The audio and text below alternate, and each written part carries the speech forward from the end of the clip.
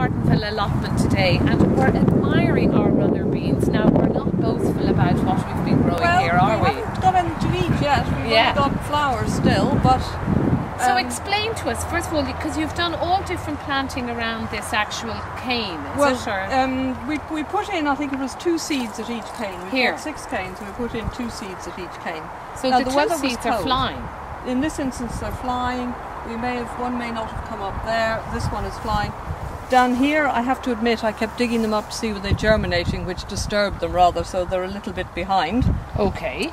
And this one here, I think I overdug it up, but this one I put in from ones that had grown from seed, and I had them in pots. Right. And the interesting thing about this is, although it was about this height, much bigger than the other ones from seed when I put it in, the ones that had no root disturbance, were growing all the time in the one place, they've actually got bigger. That's and fascinating. caught up with it.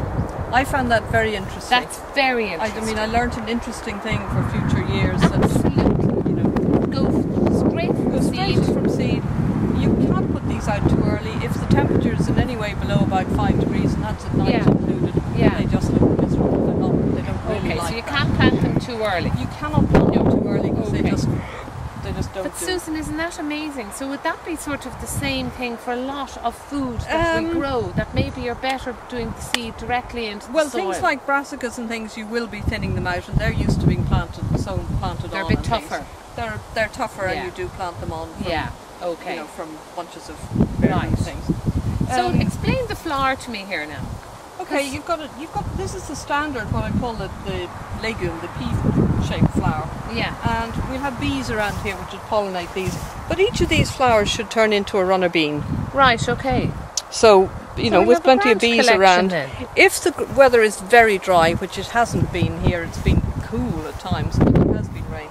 If it's very dry, you could go around with a little misting thing to mist it to aid pollination and germination and things. Okay, so when you talk about the pollination again, it's the bees... It's the bees or the hoverflies or whatever. Moving pollen from where to where? I don't think the camera picked this up, but it's really moving. No, can't see in there, but it's really moving it from one flower to the other.